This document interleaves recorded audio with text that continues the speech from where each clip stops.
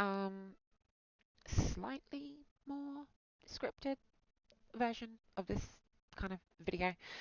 Um, I think today I'm going to be talking about it's kind of a ongoing topic at the moment. Um, Explaining why I actually fell out of love with Destiny. Um, Probably won't be a quick video, but you know, we'll see. We'll see how it all goes.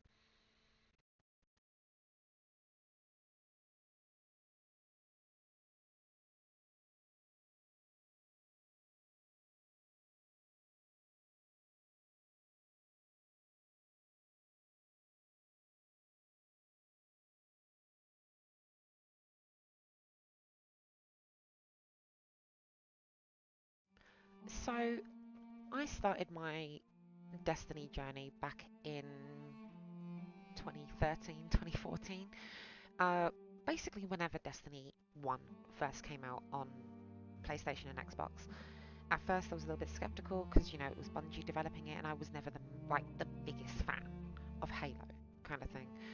So, but I thought to myself, a lot of people were really hyping up this game. I did also dabble within the beta of Destiny 1 as well. Um, then other games started coming out. I started dabbling in other games. I started becoming a bit more of a hardcore gamer as opposed to a casual gamer. And then from there, it just kind of started like a lot of people were saying, you know, Sterling, come onto Destiny, come onto Destiny, come onto Destiny. And I gave it a go, and it was at the time one of the best things that I'd ever done. I had never found a game at that point outside of things like, I don't know, Pokemon that I would often come back to kind of thing. I had already dabbled as well in, at this point within Final Fantasy XIV, which, as if you've seen my channel, you know that I also play Final Fantasy XIV quite a fair bit now kind of thing. At the time, I dabbled in Final Fantasy XIV, couldn't stand it, went straight back to Destiny. And I played Destiny religiously. Pretty much every single day I was logging into Destiny, I was doing my Crucible milestones just because even if I wasn't good at the Crucible, I was still doing it. I was doing my Vanguard. Come around to 20, I can't actually remember what year it is. It's either 2017 or something, but Destiny 2 comes out, and I start dabbling into other, activities like doing all of my dailies. When Gambit comes out in Destiny 2 Forsaken, I was doing my Gambit, and I was really enjoying Gambit because it was the first time I ever truly experienced what combining PvE and combining PvP actually was going to be like, kind of thing. And then dabbling more into like the mechanics of the game kind of thing, how the game is played, all that kind of stuff. I started to really understand what people were saying about how when it came to a first person shooter, that Destiny 2 and Destiny 1 probably had the best gunplay of any first person shooter that was around at the time. You had really big names, such as you've got I think it was Battlefield was still around and still going strong at the time. Um, Call of Duty was also another one that was still going strong, and I also dabbled in Call of Duty a fair amount as well, kind of thing. Um, but nothing still quite scratched that itch than what Destiny had. And that was really the start of me truly understanding Destiny. I then eventually started being part of a clan that really kind of just took me in and didn't really question much or anything, and these are people who I still talk to this day, and, not as active as what we used to be like, but all the same, it was still like really nice that I found this community to kind of be part in and really share a lot of the experiences that I did with them. Um, this kind of consisted of things like, when a new expansion would come out, we would do the expansion all together as a little group, or, try to arrange of doing the world's first raid races. We would never, you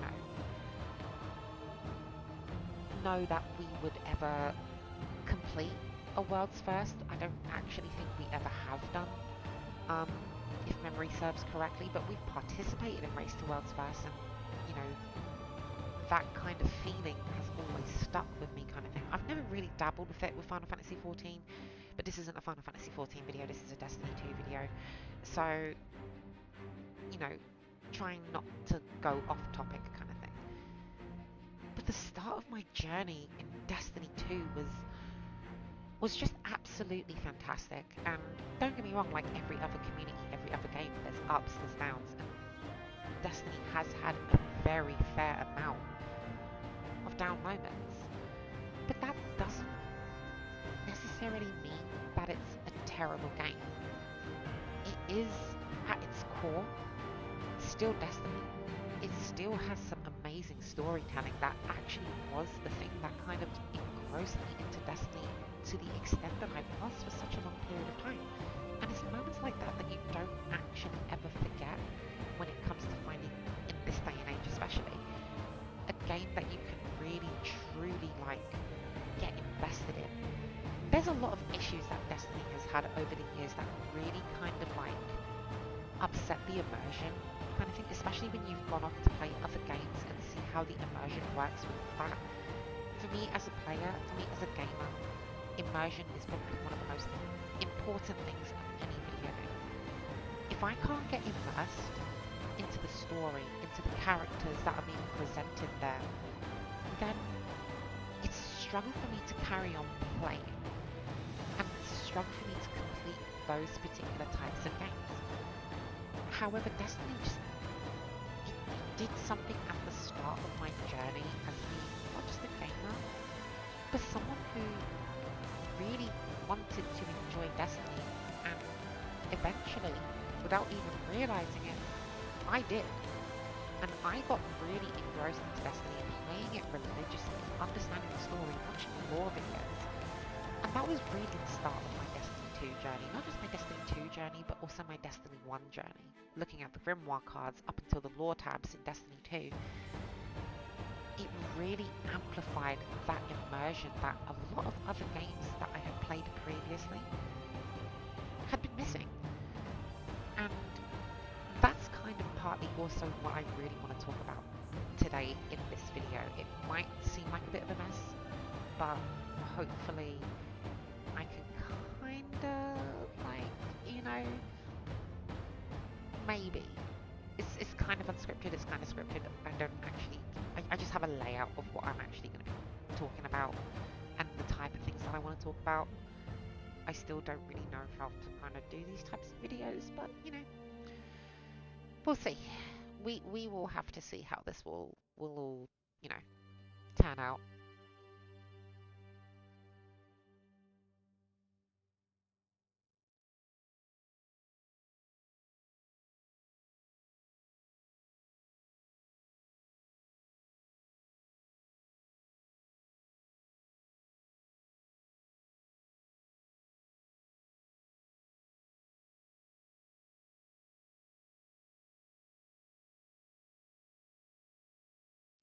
I have a lot of extensive memories when it comes to Destiny, and more so with Destiny 2 because that is the game that I have put in, I think, the most hours in as compared to Destiny 1. Some of the biggest memories that I do have, and you'll see it in the footage here kind of thing, is participating in raids. Not just any type of raid, excuse me, I'm still kind of recovering from being a bit ill. Um, Not just any types of raids, but when contest mode is active.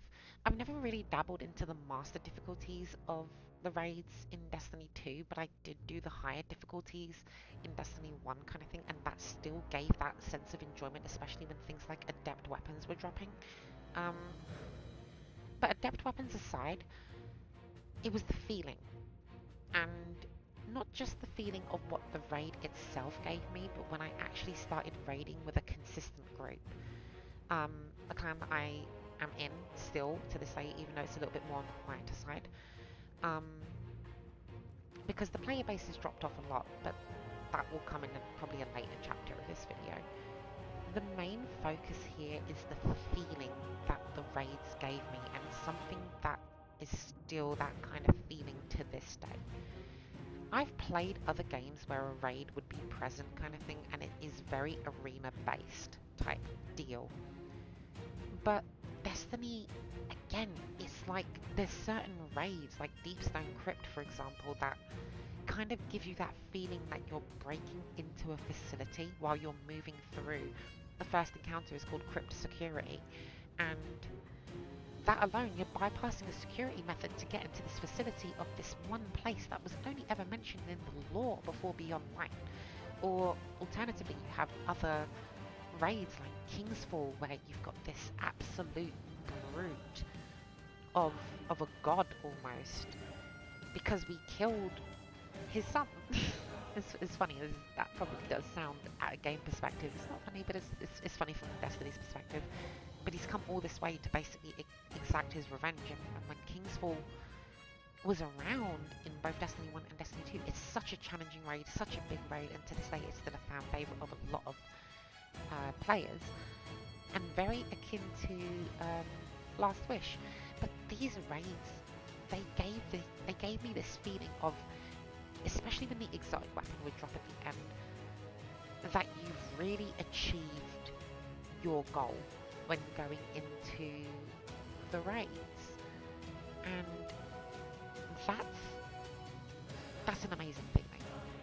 Mechanically, all of the raids in Destiny 2, I'd probably say all of the exception of Garden of Salvation, are just mechanically fantastic raids. Actually, Root of Nightmares is a piece of shit, but even still, the memories that these raids actually solidify, especially when you're doing it with a group that you really do kind of feel invested in and a lot of care for as well. It makes just that moment in those raids just that little bit more, I don't know, fulfilling and emotional almost, especially when it's your first time completing it as a group. No one else has done it and you've worked hard together to, you know, work out how the mechanics actually are supposed to be solved. Or you end up watching a guide from people who have done it when you do it later on. But that's the thing. The community comes together, and there's other games that do that as well. Again, Final Fantasy XIV, people do guides on certain trials, extremes, savages, ultimates, and then people use that information to help other people, and that is the beauty of Destiny, because that is what people were doing here.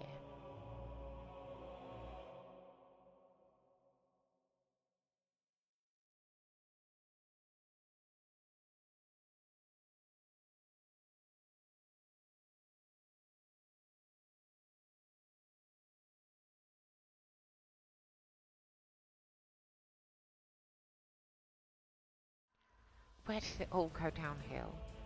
Um, I, a lot of people are going to say the same thing, and a lot of people are going to say that Eververse was one of the biggest things that started making Destiny go downhill. A lot of people weren't really anticipating the whole cash shop type deal. Um, Actually, I think it was hinted a little bit, but I can't really remember. It's been a very long time ago. But not just the concept of Eververse, but it was also how much more each expansion was becoming each and every year. Destiny was pushing out an annual expansion with seasons attached to it every single year, and every single year they were just getting more and more pricier. I think I must have spent about £60 on, like 60 British pounds on Forsaken, 70 or £50 on Shadowkeep, and then it just kept on getting more and more. Like, I've spent hundreds and hundreds of British pounds over the years on just the expansions, and that's not even just talking about the Eververse stuff as well. Especially when a lot of these collaborations that they do with Eververse to get certain ornament sets in Destiny 2 are fan favourite games from the past, and not just games but other forms of media. If you're kind of more into the whole cutesy idol kind of look, you've got the Doki Doki set in Eververse. that you can pay for. If you're a really big fan of Star Wars, you've got Star Wars sets that you can choose, and you can make yourself look like a stormtrooper or a royal guard, or alternatively, a classic Assassin's Creed. You know, you've got an Assassin's Creed set that is themed after different Assassin's Creed games for Titan, Warlock, and Hunter in Destiny 2. And yeah, so from that perspective, it does give people that kind of opportunity. If they want to purchase these items, they can, but I do think the pricing of the expansions, how they were laid out, and the concept of Eververse, yeah, that's kind of where it really started. But on top of that as well, there was also the whole like concept of one step forward, two steps back. Certain mechanical changes and certain sandbox changes, things that you kind of looked at when they were done and you kind of thought to yourself, well, there was no need for that. Especially things like nerfs and buffs to certain classes that needed them or didn't need them. There's not enough time to kind of talk about every single thing, but you feel like you have to play every single class to really understand like the differences between each and every single one of them. And that's a lot of busy work right there alone.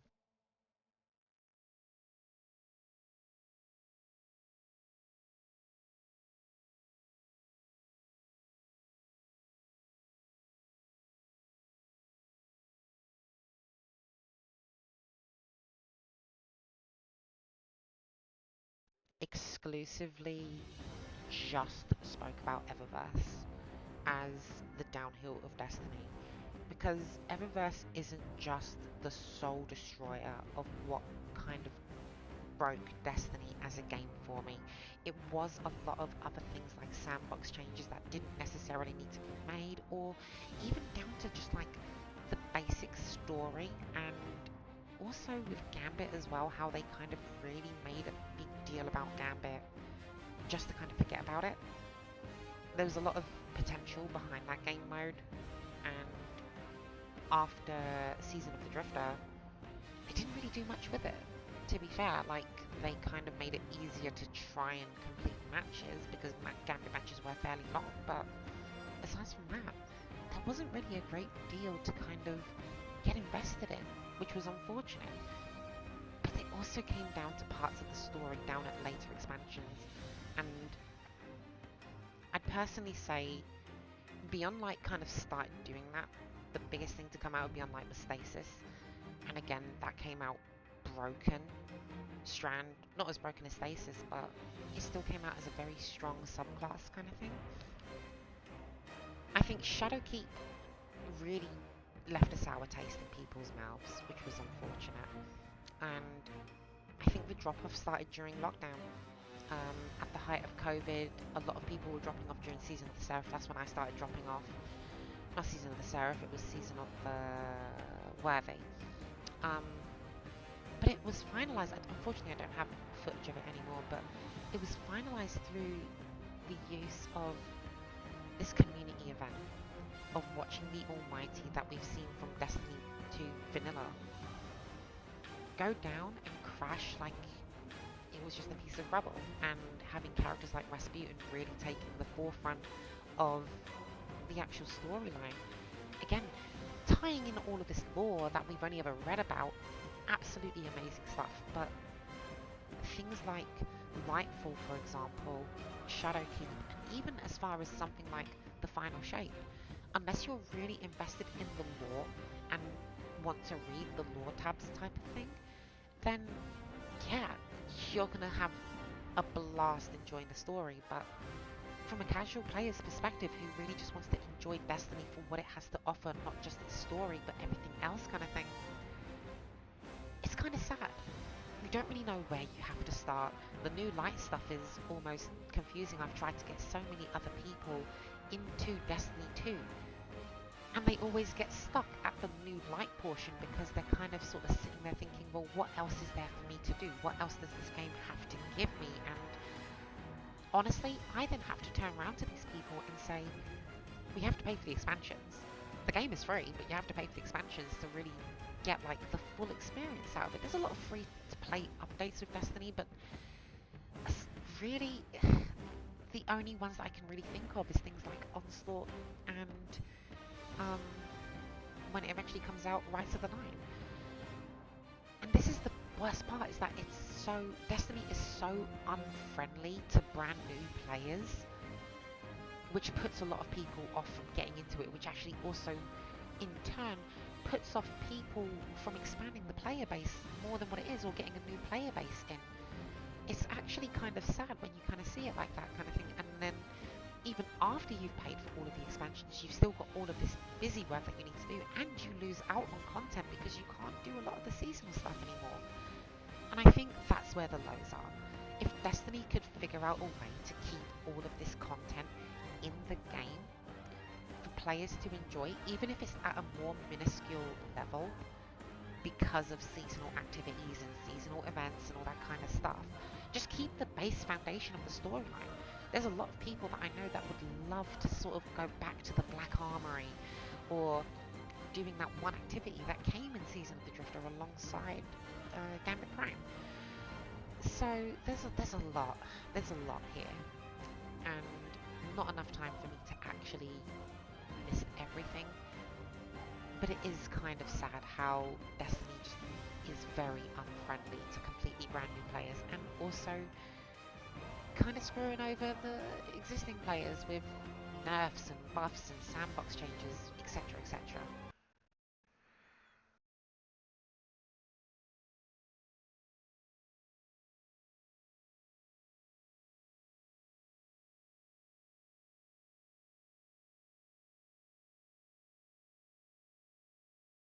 Destiny 2 is not too far gone, and that might be a very controversial opinion to a lot of different people out there, but it's not too far gone. There is still a lot of things that Bungie could do as a company that could really make Destiny 2 really stand out again.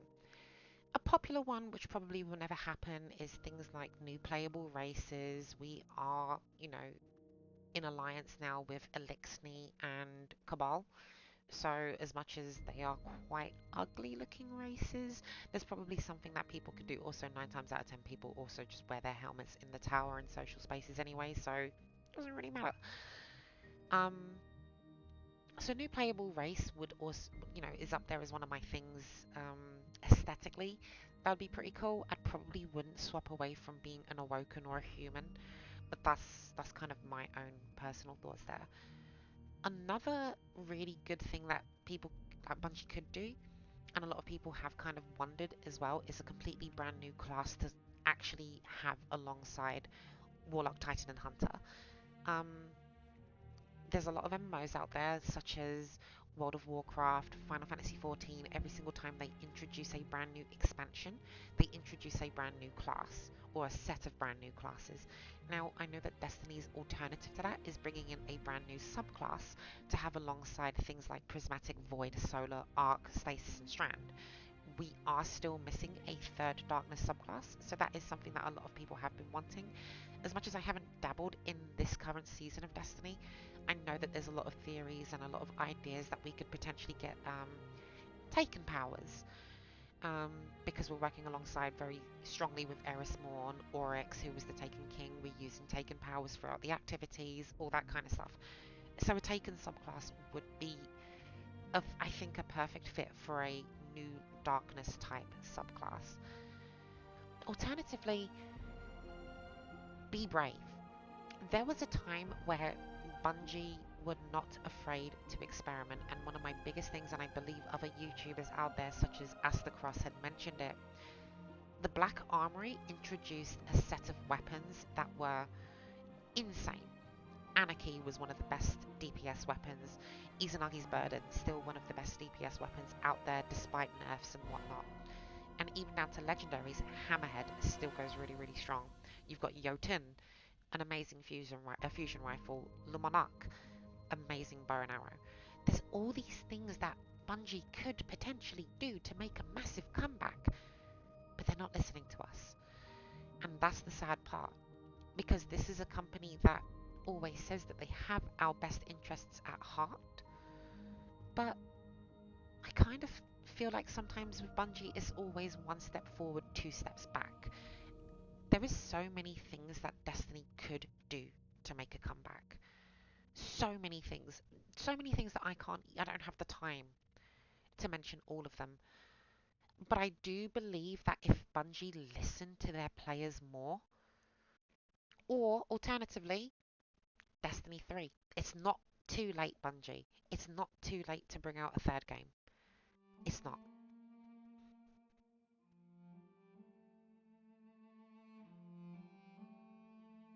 So where does that leave us then? That leaves us with, I mean, this sounds like it's probably just been constant complaining, which in some kind of weird, twisted way, it kind of was. But also, it was kind of just a way to just show that I am still passionate about Destiny, that I still care about the direction that it's going to go. And I think it needs it. Bungie needs to listen to some of the bigger voices within the community so that they can implement the changes of a game that we want to see. Some of the changes that, people want, it's not realistic. They can't happen overnight. But a lot of the smaller ones, just sort of more social immersion. I mean, heck, I think housing would be a fantastic thing to add in Destiny, like fully customize an apartment. We've visited apartments that belong to characters, NPCs in Destiny. Eris Morn, within this season, has her own apartment within the last city. And there's other little spaces that we've been ever since the Helm has become unavailable. So there's a lot of different things that Destiny can do in terms of the social aspect. I mean, heck, I wouldn't even mind more casual clothing in the tower, and then when you're going into activities, then you have your armor on. Things like that that really create a sense of immersion into the game. And then mechanically, don't be afraid to make things powerful. Just balance them. It's all well and good for guns to be powerful, all well and good for abilities to be powerful, but it's not a good idea to nerf one set of abilities but then buff a whole nother set, or nerf one specific class and then nerf another class. Give the classes things that are unique to them, that make them interesting to play. They already have that, which is more than what I can say for something like Final Fantasy XIV. Warlocks, they have their healing rifts. Titans, they have their barricades. Hunters, they have their dodge. Warlocks, they glide through the sky. Titans, they jetpack. Hunters, they actually have a full-on jump. Things that are exclusive to them, that make them more unique. Give them something that is powerful. Give them, the thing with Destiny is it's all about that power fantasy. We have been given powers by gods to kill gods. That's the baseline of Destiny 2. And there is so much that Destiny could do.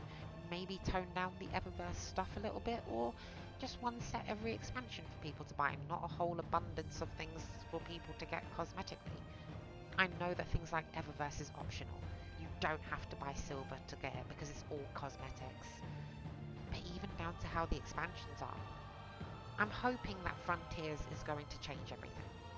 I don't expect absolutely everything to be changed, but I'm hoping that there is going to be something along that line that can help Destiny give it back its spark, type of thing. That's what it needs. That's what it's needed for a while. And it's either that, or after Frontiers at some point, Bungie, if things aren't still going well, you could release Destiny 3, but by that point I think it would be too late. I think it's a matter of thinking about what is good for Destiny, and in the community really explaining to Bungie, this is what I think the game needs. Anyway, I think that'll probably do it for this. I don't really know how to outro a video. If you want to like it, you can. If you want to subscribe, you can. I don't know. I ain't gonna hold a gun to your head. I don't care. But still, let me know. I know this video was a bit of a mess, but let me know in the comments if you want to comment what kind of things you really want to see Bungie do with Destiny. What kind of things do you think could really make Destiny go from where it is right now back to its former glory? Could it be certain changes in Frontiers, or could it be um, Destiny 3 entirely, or something completely brand new, or something completely different? Let me know. Anyway, this is Sterling Lioness. Goodbye!